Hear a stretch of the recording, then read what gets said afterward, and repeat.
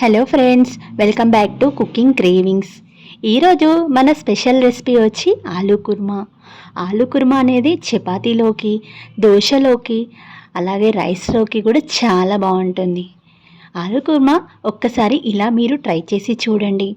డెఫినెట్గా ఎప్పుడైనా ఇలానే చేసుకోవాలనిపిస్తుంది. ఈజీగా, చాలా టేస్టీగా, చాలా రుచికరంగా ఉంటుంది. ఒక్కసారి మీరు ట్రై చేయండి. చిన్నపిల్లలు కూడా చాలా ఇష్టంగా తింటారు ఈ కర్రీని. ఇప్పుడు ఆలు కూర టేస్టీగా ఎలా చేయాలో సింపుల్ వేలో మీకు చూపించబోతున్నాను. ఇప్పుడు చూద్దాం. ఇప్పుడు నేను 1 కేజీ వరకు ఆలుగడ్డ తీసుకున్నాను. ఇక్కడ కేజీ వరకు ఎందుకు తీసుకున్నా అంటే ఆలు కుర్మాకి ఎన్ని ఆలుగడ్డలు ఉన్నా సరిపోవు, అందుకని నేను కేజీ వరకు తీసుకున్నాను. చిన్న ముక్కలుగా కట్ చేసుకొని ఒక కుక్కర్లో వేసుకొని 1 గ్లాస్ వరకు వాటర్ యాడ్ చేసుకోండి. విజిల్ పెట్టుకొని మూత పెట్టుకోండి. ఇప్పుడు గ్యాస్ స్టవ్ ఆన్ చేసి 6-7 విజిల్ల వరకు మెత్తగా ఉడికేలాగా విజిల్స్ పెట్టుకోండి. 6 విజిల్ల తర్వాత మెత్తగా ఉడికిపోయాయి. వీడియోలో చూపెట్టినట్టు ఇలా మెత్తగా అనుకుంటే సరిపోతుంది. ఇప్పుడు చేయితోటి కూడా ఒకసారి బాగా గట్టిగా ఇట్లా చేయితోటి దగ్గరికి అనుకోండి.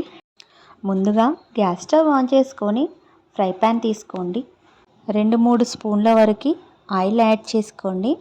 ఆలు కుర్మాలో ఆయిల్ ఎక్కువనే ఉంటే చాలా టేస్టీగా ఉంటుంది. ఇప్పుడు 1 టేబుల్ స్పూన్ జీరా, మనం తినే కారం బట్టి పచ్చిమిర్చి యాడ్ చేసుకోండి. పచ్చిమిర్చి చిటపటలాడుతూ మంచిగా బ్రౌన్ కలర్ వచ్చేలాగా గోలించుకోండి.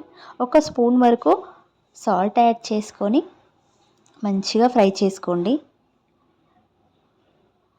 ఒకసారి మూత పెట్టుకొని పచ్చిమిర్చి అనేది బాగా మగ్గే వరకు చూసుకోండి. ఇలా పచ్చిమిర్చి బాగా బ్రౌన్ కలర్ వచ్చేదాకా మగ్గించుకున్న తర్వాత 1 కప్పు వరకు ఆనియన్స్ యాడ్ చేసుకొని ఆనియన్స్ మంచిగా గోలిన తర్వాత 1 టేబుల్ స్పూన్స్ పసుపు వేసుకొని కొంచెం వెల్లిపాయలు యాడ్ చేసుకొని ఒక్కసారి బాగా కలుపుకోండి. ఇప్పుడు మనం ముందుగా మెత్తగా చేసుకున్న ఆలుగడ్డలను వేసుకొని ఒకసారి బాగా మగ్గించండి. అలా మగ్గించిన తర్వాత కొంచెం కరివేపాకు వేసుకొని మూత పెట్టుకొని 5 నిమిషాల పాటు మంచిగా మగ్గించుకోండి. ఇలా ఆలు బాగా మగ్గే వరకు బ్రౌన్ కలర్ వచ్చిన తర్వాత కొంచెం కొత్తిమీర వేసుకొని సర్వ్ చేసుకోండి. ఇలా ఎప్పుడు చేసినా టేస్టీగా, ఈజీగా రావాలంటే ఇలా ట్రై చేయండి. ట్రై చేసి కామెంట్లో షేర్ చేయండి. Thanks for watching.